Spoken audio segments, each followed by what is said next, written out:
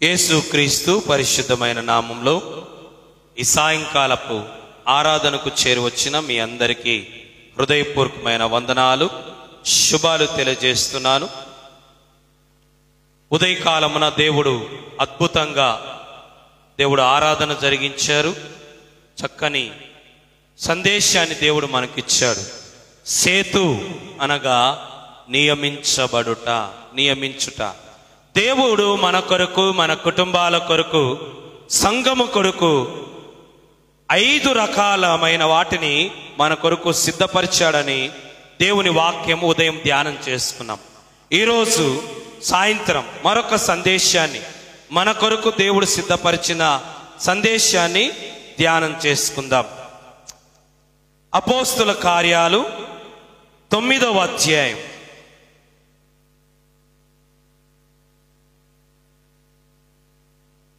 అపోస్తుల కార్యాలు 9వ అధ్యాయము 36వ వచనం అందరూ తీసుకుందాం. అపోస్తుల కార్యాలు 9వ అధ్యాయము 36వ వచనం అందరూ నాతో కలిసి చదవండి.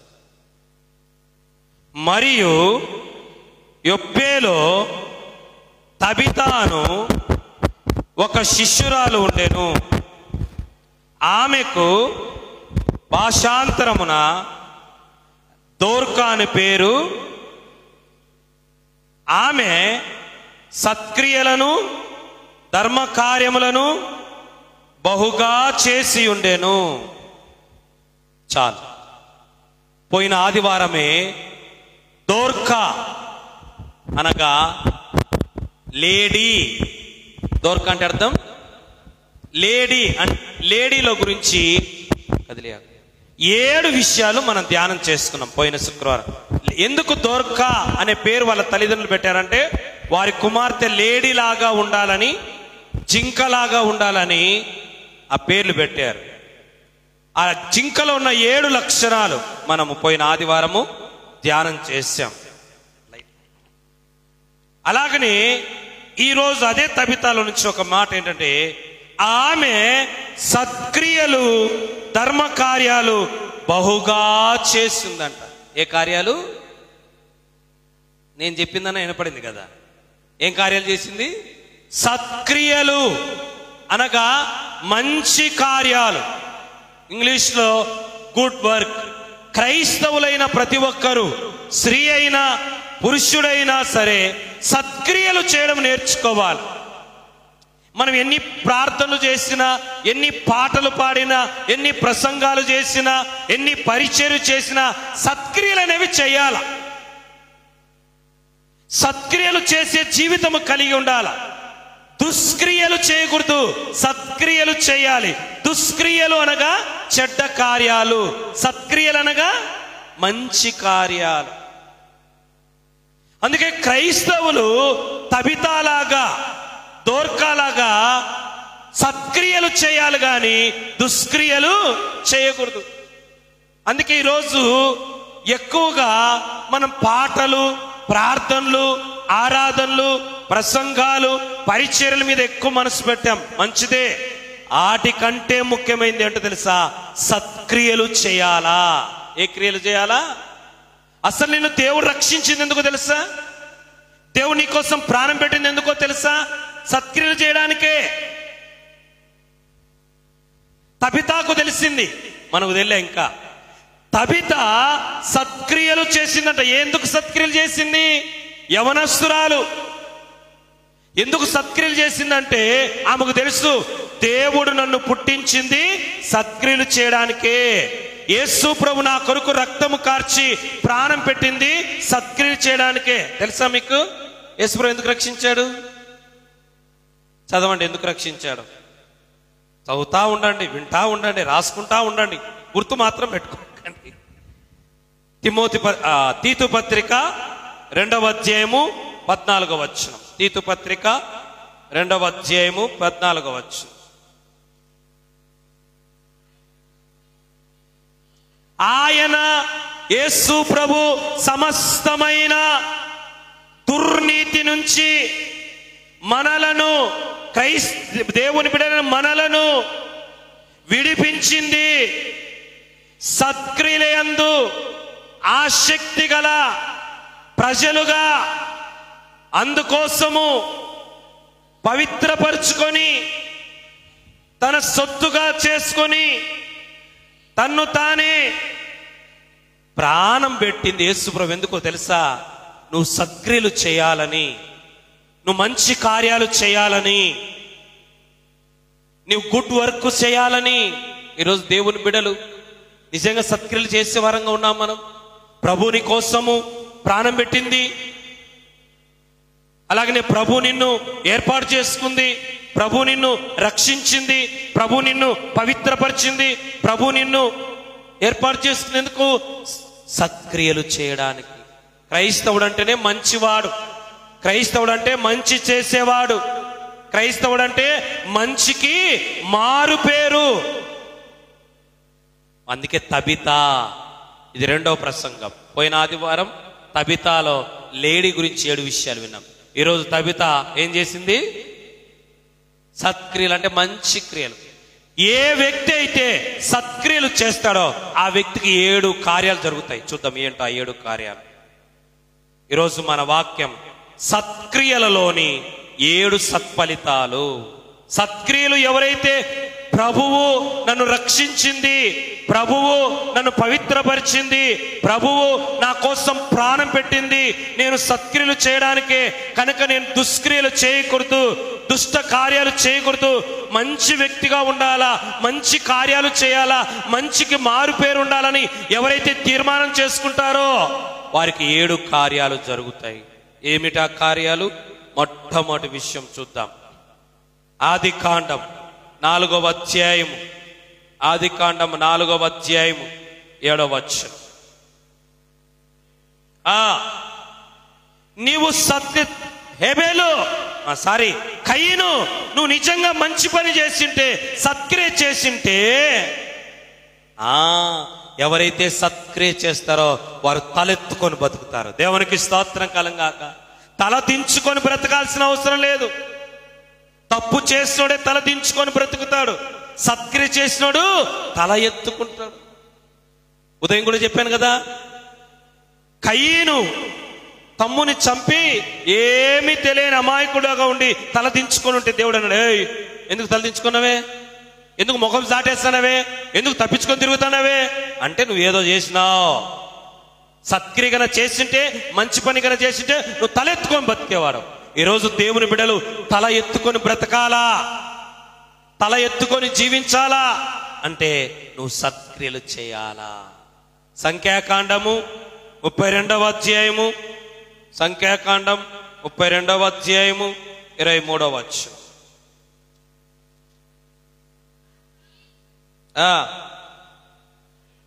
32వ అధ్యాయము సంఖ్యాకాండం 23వ వచనం.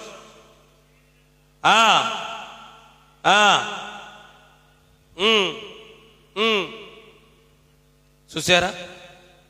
ఎప్పుడైతే కయీను పాపం చేశాడో, అంటే దుష్ట కార్యం చేశారో, అదే పాపం కయీను ఏం చేసింది? పట్టుకుంది. అందుకు అవమానం కలిగింది. దేవుడు వచ్చన్నాడు, కయీను నీ తమ్ముడు ఎక్కడ? తలదించుకున్నాడు. చూసారా? దుష్క్రియలు, చెడ్డ కార్యాలు తలదించుకునేటట్టు చేస్తే, మంచి క్రియలు తల ఎత్తుకునేటట్టు బ్రతకడానికి సాయం చేశారు. దుష్క్రియలు మనల్ని పట్టుకుంటాయి, సత్క్రియలు మనల్ని అనేకులు ఎదుట నిలబెడతాయి. ఎంత గొప్ప విషయమో చూడండి. అందుకే సత్క్రియలు చేయడానికి మనం ముందు ఉండాలి.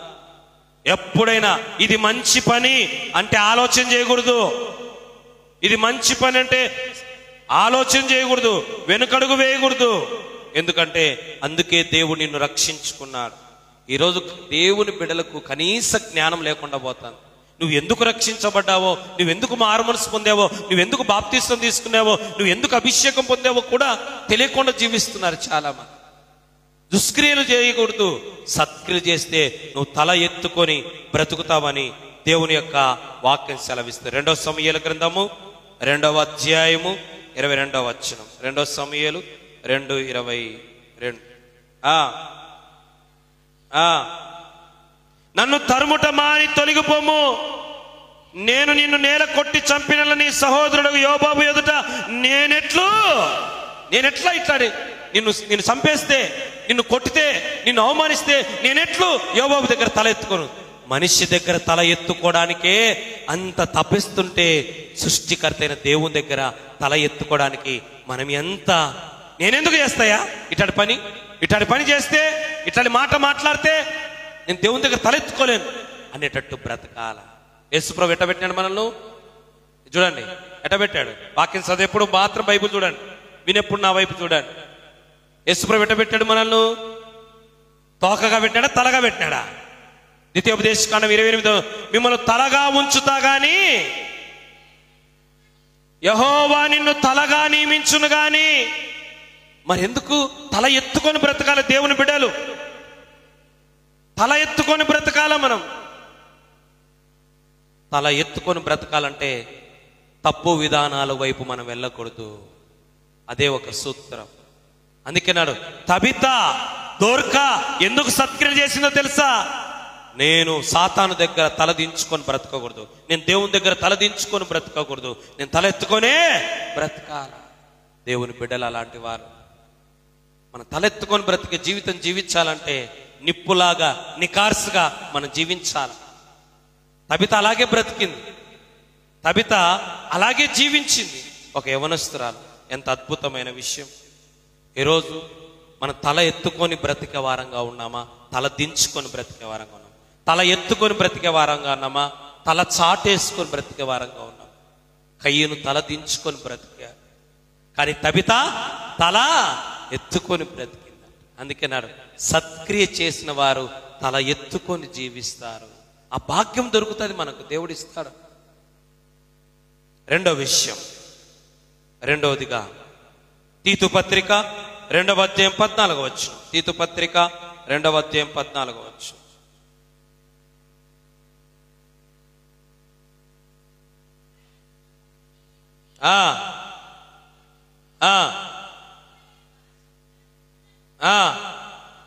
సత్క్రియలందు ఆసక్తి గల ప్రజలుగా తన కోసం పవిత్రపరచుకొని,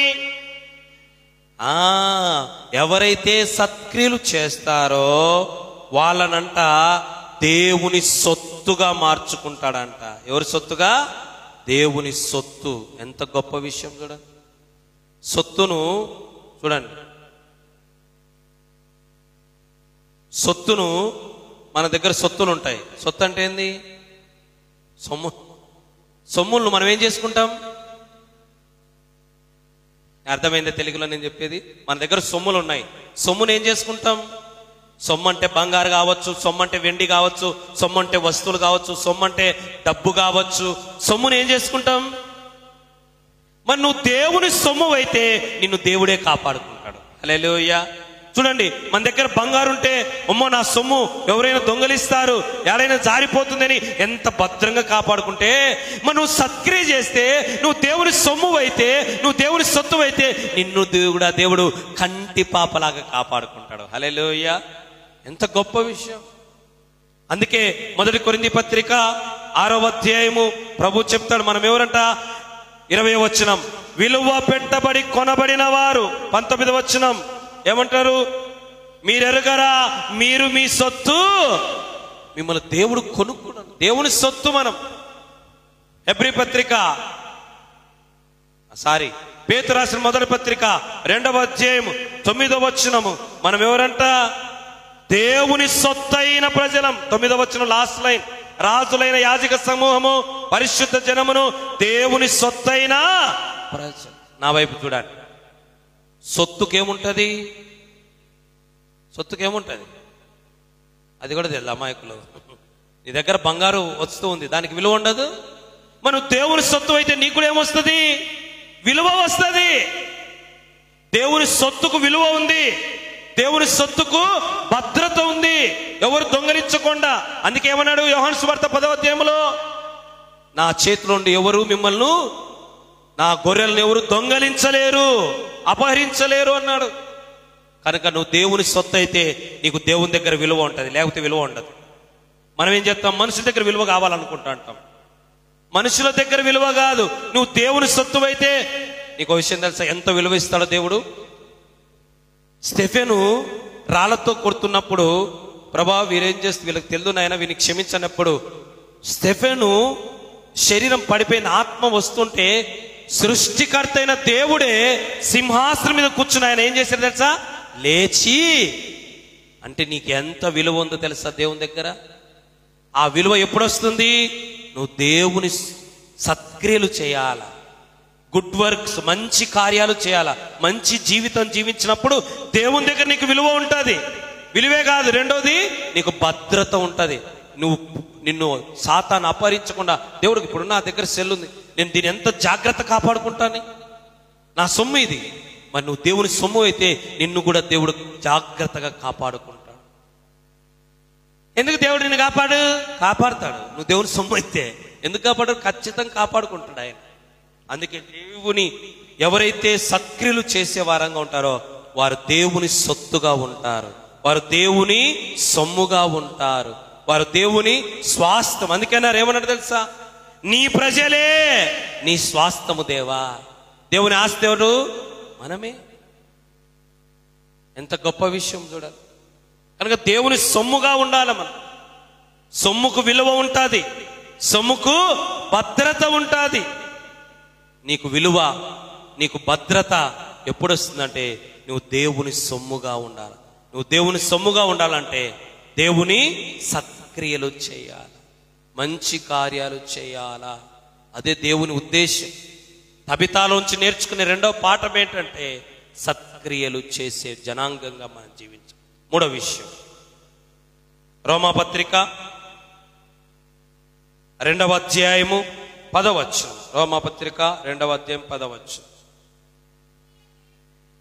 సత్క్రియ చేయు ప్రతివానికి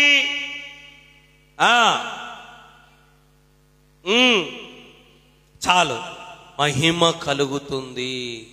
ఎవరైతే సత్క్రియ చేస్తుంటారో, మంచి కార్యాలు చేస్తూ ఉంటారో, మంచి జీవితం జీవిస్తుంటారో వారికి దేవుడు అంట మహిమనిస్తాడు. ఇప్పుడు భూమి మీద మహిమనిస్తాడు, మరణించిన తర్వాత కూడా మహిమనిస్తాడు. ఆయన ఏమన్నాడు? ఆయన నన్ను గణపరచువానిని నేను కూడా గణపరుస్తాను, నన్ను మహిమపరచువానిని నేను మహిమపరుస్తాను. అందుకే యేసుప్రభు ఏమన్నాడు?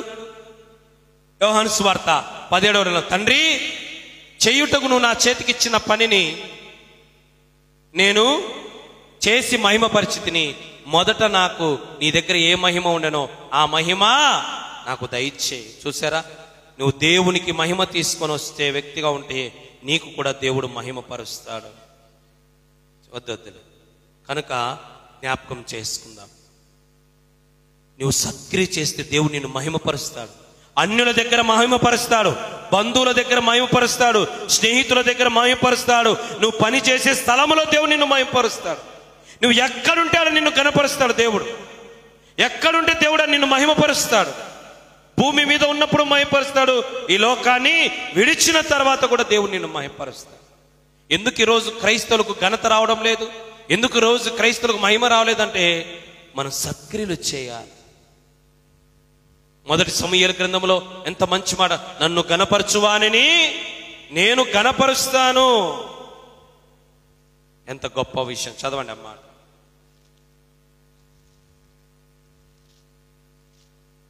అది ఆడుందో తెలియదు కదా మనకు. ఇట్లాంటివన్నీ రెడ్ పెన్నా తీసుకొని, గ్రీన్ పెన్నా తీసుకొని ఏం చేయాలా?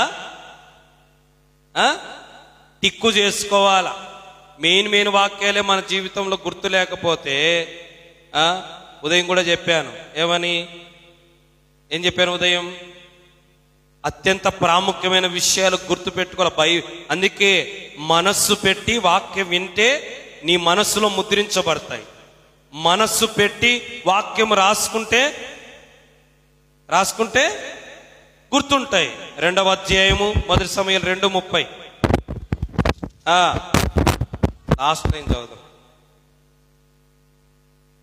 30వ వచనం లాస్ట్ లైన్. యెహోవా వాక్కు ఏదనగా నన్ను గణపరచువాను నేను గణపరచెదను. ఎంత గొప్ప విషయం చూడ. నన్ను గణపరిస్తే నేను గణపరుస్తా, నన్ను మహిమపరిస్తే నేను మహిమపరుస్తా. చూడండి, దావీదును జనులందరి ఎదుట ఏమన్నాడు? ప్రజలందరూ ఏమన్నారు?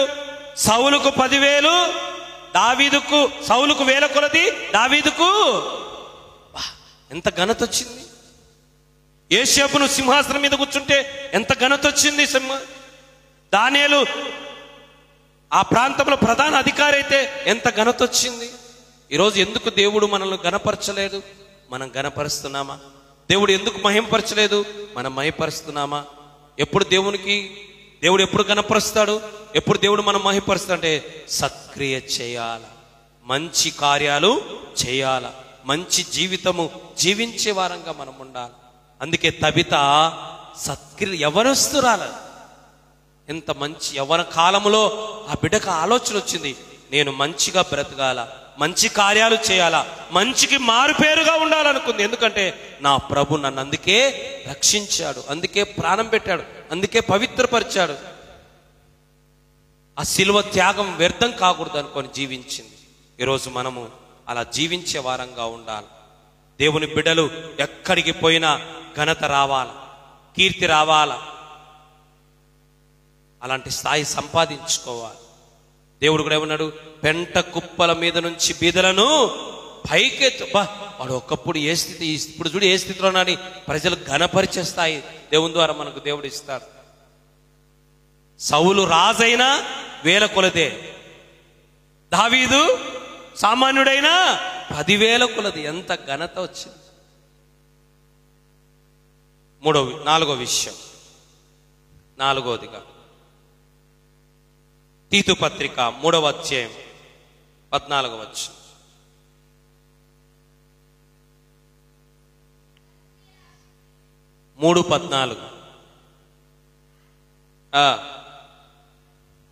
మనము మన వారు నిష్ఫలులు కాకోకుండా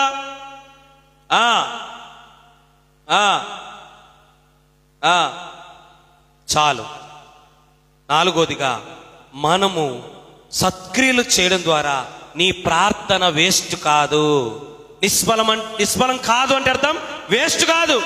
నువ్వు చేసే ప్రార్థన వేస్ట్ కాదు, నువ్వు చేసే ఆరాధన వేస్ట్ కాదు, నువ్వు ఇచ్చే కానుక వేస్ట్ కాదు, నువ్వు చేసే సేవ వేస్ట్ కాదు, నువ్వు చేసే పరిచర్య వేస్ట్ కాదు, నువ్వు దేవుని కోసం పెట్టే ఖర్చు వేస్ట్ కాదు. ఎప్పుడో తెలుసా? సత్క్రియలు చేసినప్పుడు ఖచ్చితంగా దాన్ని కొలత పెట్టి దేవుడు ఇస్తాడు. నీకు కొలత పెట్టి దేవుడు నీకు ఇస్తాడు. నీ కార్యాలు నిష్ఫలము కావు. ఎంత గొప్ప విషయం. చాలాసార్లు అంటారు, ఏం చేసిన బూడిదలేసిన పన్నీర్ అవుతుంది. ఏమైతుందంట? బూడిదలేసిన. ఎందుకైతుంది? కాదు, నీ కష్టం వేస్ట్ కాదు, నీ ప్రయాస వేస్ట్ కాదు. అందుకే ప్రభువునందు చదుదాం 1 కొరింథీ పత్రిక 15వ అధ్యాయం 58వ వచనం. కాగా నా ప్రియులారా, మీ ప్రయాస ప్రభువునందు వ్యర్థం కాదు, నిష్ఫలము కాదు, వేస్ట్ కాదు. ఎంత గొప్ప విషయం కూడా. ఈరోజు ప్రభువులో, ప్రభు కొరకు మనం చేసేది ఏది కూడా వ్యర్థం కాదు. మనం అనుకుంటున్నాం ఎంత చేసిన చర్చికి, పాస్టర్కి ఎంత చేసిన నేను, దేవునికి ఎంత చేసిన నేను, ఏం లాభం? మనుషుల దగ్గర మెప్పు కోరకూడదు, సేవకు నుంచి మెప్పు కోరద్దు, సేవకురాల నుంచి మెప్పు కోరద్దు, విశ్వాసం నుంచి మెప్పు కోరద్దు. మనుషులు ఏం చేస్తారు చూడండి. నీకు విషయం తెలుసా? మనుషులు మనల్ని పొగిన ఎడల మనకు శ్రమ అనింది బైబిల్లో. అదే దేవుడు పొగిడితే డబల్ ఆశీర్వాదం వస్తుంది. మెప్పు ఎవరి నుంచి రావాలా? మనకు ప్రభువు నుంచి రావాలా.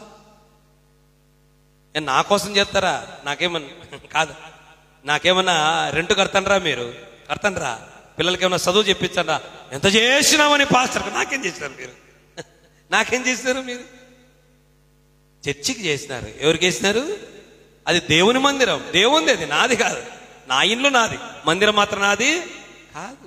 మనం ఏం చేసినా నువ్వు పెట్టే ప్రతి పైసా ఎప్పుడు నిష్ఫలము కాదు. నువ్వు కార్చే ప్రతి కన్నీటి బొట్టు నిష్ఫలము కాదు.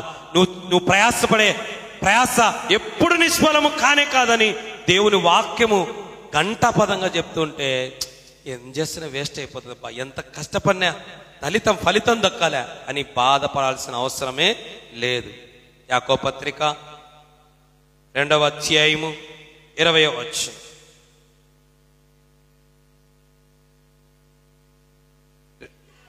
15వ వచనం.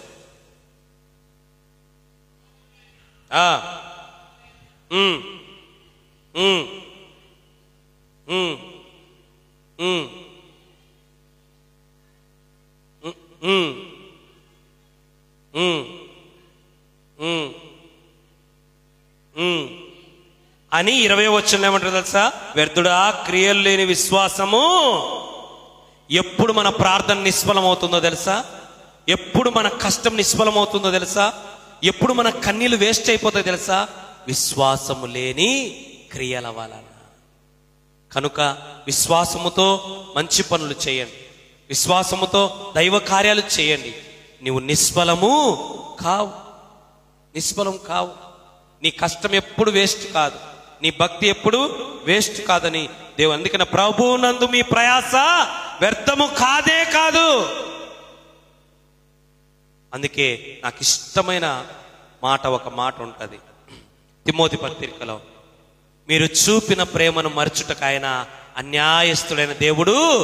నువ్వు దేవుని కొరకు ఎంత కష్టపడుతున్నావో, ఎంత ప్రయాసపడుతున్నావో, ఎంత శ్రమ పడుతున్నావో, ఎంత కన్నీరు కారుస్తున్నావో, ఎంతగా పరిగెత్తుతున్నావో, ఎంతగా ప్రయాసపడుతున్నావో, నువ్వు చూపిన ప్రేమ, నువ్వు చూపిన ప్రయాసను మరచుటకు ఆయన అన్యాయస్తుడైన దేవుడు కాడు. ఎంత మంచి, నాకు ఎంతో ఇష్టమైన మాట. ఆయన అన్యాయస్తుడైన దేవుడు కానే కాడు. న్యాయము తూచిస్తాడు ఒకరోజు. అందుకే మంచి కార్యాలు మనం ఏమంటాం తెలుసా? లోకస్తులు చెప్పే సామెత చెప్తాం, మంచి చేస్తే మంచి జరగదు, మంచి చేస్తే చెడే జరుగుతుంది అంట. అది లోకంలో నిజమే. లోకస్తులు మనం ఎంత మంచి చేసినా వాళ్ళు చెడే చేస్తారు. కానీ దేవుని విషయంలో మాత్రం మనం మంచి చేస్తే, ఒకవేళ వాళ్ళు చెడు చేసినా దేవుడు దానిని ఎట్లా మారుస్తాడు? మనకు మంచిగా. అందుకేమన్నాడు? ఆదికాండం 50వ అధ్యాయం యేషపు అంటాడు, వాళ్ళన్నారు, తన్నలారా మీరు కీడు చెయ్యను ఉద్దేశించరు గాని నేటి దినము జరుగునట్టు దేవుడు దాన్ని మేలు కొరకే చేశాడు. ఎంత గొప్ప విషయం.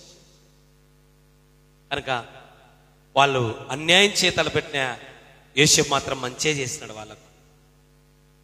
5వ విషయం, రోమాపత్రిక 2వ అధ్యాయం 5, 6.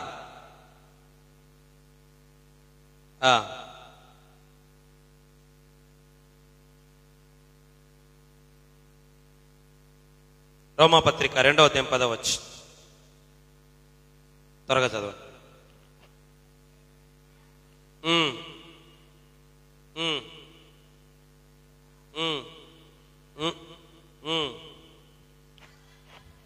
చాలు.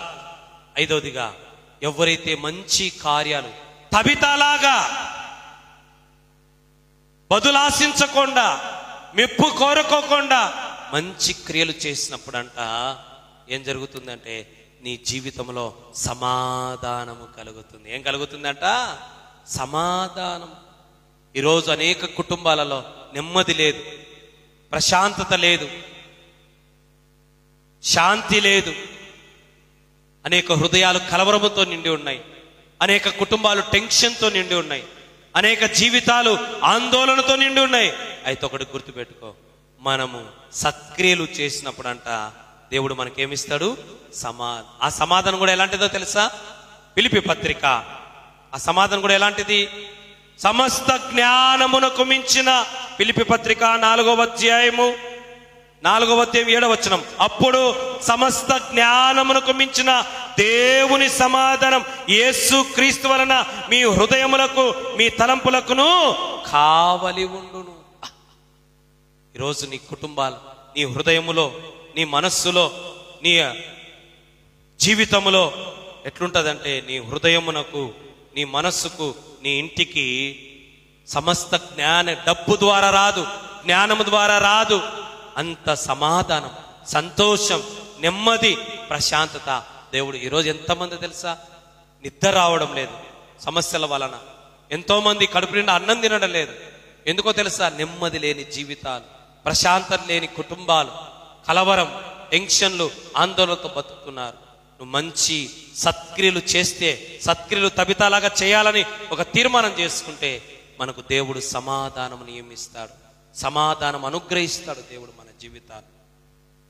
ఈ ప్రపంచంలో అన్నిటికంటే గొప్ప ఆస్తి ఏంటో తెలుసా? ప్రశాంతంగా బతకడమే. నెమ్మదిగా బతకడానికి మించిన ఆస్తి ఏది లేదు మానవ జీవితం. మన జీవితంలో ఒకవేళ మన కుటుంబంలో మన హృదయాల్లో సమాధానం లేకపోతే దానికోసం నువ్వేమో చేయాల్సిన అవసరం లేదు. ఏం చేయాలా? మంచి కార్యం. ప్రభా, ఈ రోజు నుంచి నేను ఒక సత్క్రియలు చేస్తాను ప్రభా అని ఒక తీర్మానం చేసుకోవాలి. ఆరో విషయం, ఆరోదిగా అపోస్తుల కార్యాలు 9వ అధ్యాయం 39వ వచనం.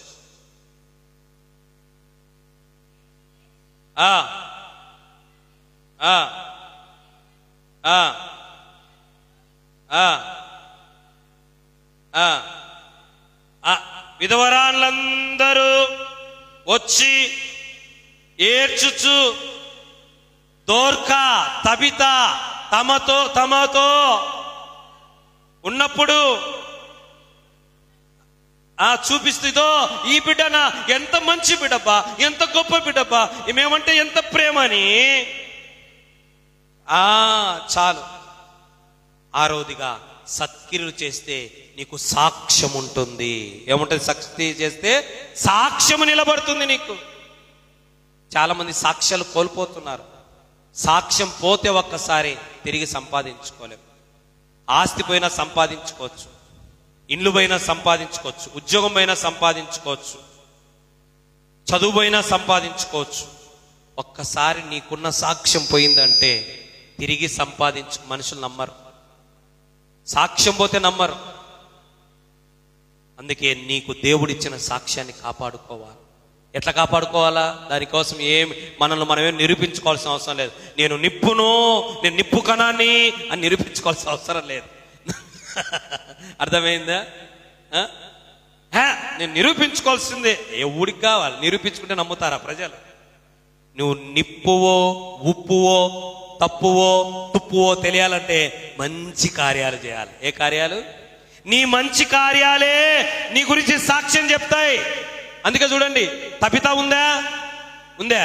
చచ్చిపోయింది. కానీ చచ్చిపోయినప్పుడు అందరూ తబిత అంటే ఏమనుకున్నావయ్యా, ఎంత మంచి బిడ్డ, ఎంత గొప్ప ప్రార్థనాపరురాలు, ఎంత దాతృత్వం కలిగిన బిడ్డ, ఎంత భక్తి కలిగిన బిడ్డ అని సాక్ష్యం చెప్తాన్నారు. అర్థమైందా? అందుకే సత్క్రియలు నీ సాక్ష్యాన్ని నిలబెడతాయి. చెడ్డ క్రియలు నీ సాక్ష్యాన్ని పోగొడతాయి.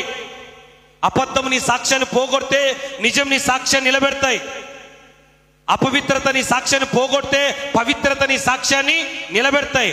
మోసం నీ సాక్ష్యాన్ని పోగొడితే నిజాయితీ నీ సాక్ష్యాన్ని నిలబెడతాయి. అందుకే నీ సాక్ష్యాన్ని నిలబెట్టేవి నీ క్రియలే. ఎవరి క్రియలు? నీ క్రియలే నీ సాక్ష్యాన్ని నిలబెడతాయి. అందుకే తబిత గురించి అందరూ వచ్చి ఎంత మంచి సాక్ష్యం చెప్తున్నారు చూడండి. ఆ బిడ్డ ఇచ్చినవని చూపిస్తూ సేవకులతో చెప్తున్నాయి, పేతురుతో చెప్తున్నారు వాళ్ళ సాక్ష్యం. కనుక సత్క్రియల వలన నీ సాక్ష్యం నిలబడుతుంది. సాక్ష్యం లేకపోతే ఎన్ని ఉన్నా వేస్టే. మనకు సాక్ష్యం కావాలి.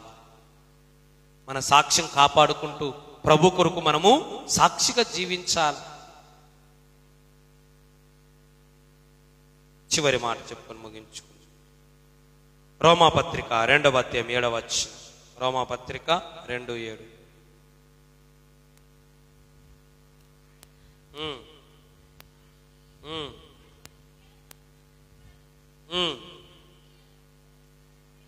సత్క్రియలను ఎవరైతే ఓపికగా చేయొచ్చు,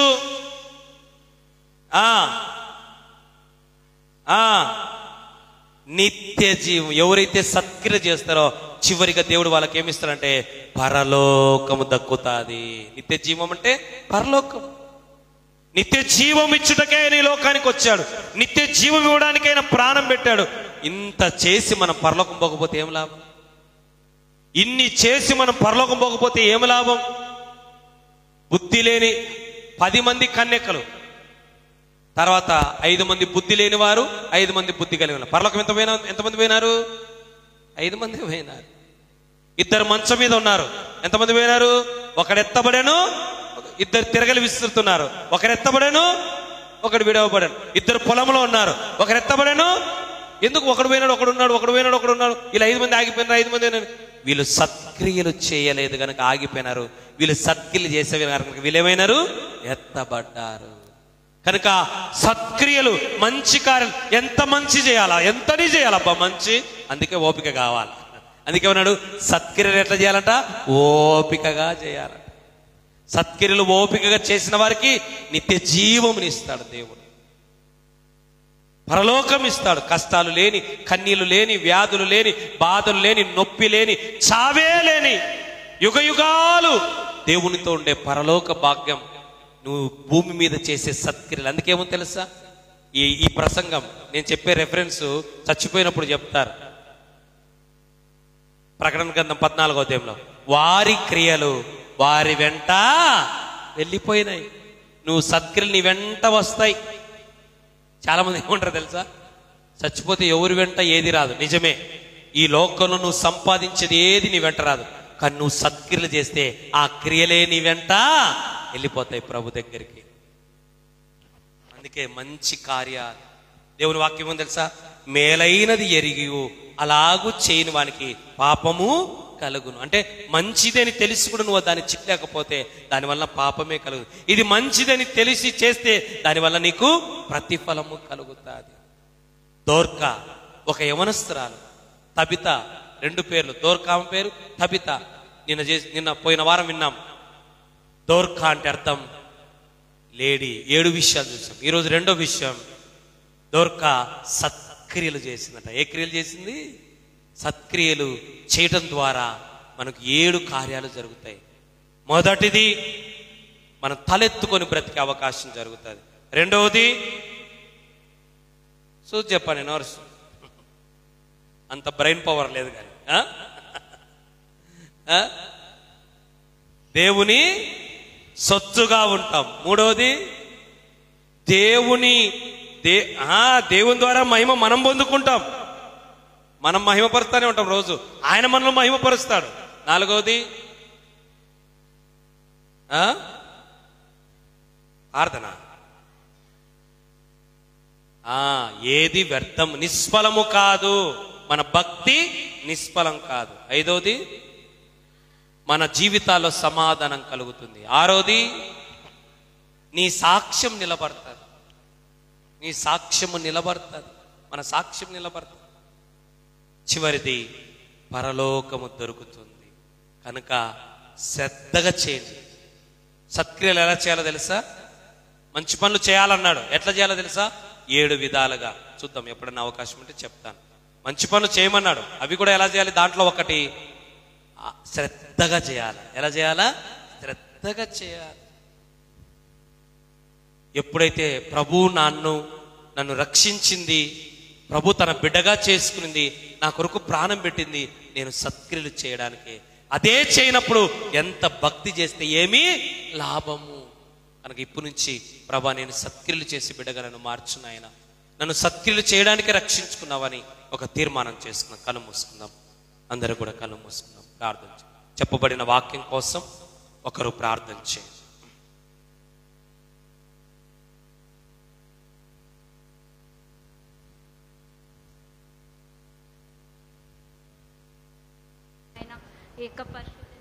తండ్రి, రెండవసారి ప్రభా ఈ యొక్క ఆరాధనలో మేము గడుపుటకు ఎంతో భాగ్యం ఇచ్చావు తండ్రి. నీకు స్తోత్రములయ్యా తండ్రి. డోర్కాను బట్టి మాకుతో మాట్లాడినావు, డోర్కా చేసిన సత్క్రియలు బట్టి మాతో మాట్లాడినావు ప్రభా.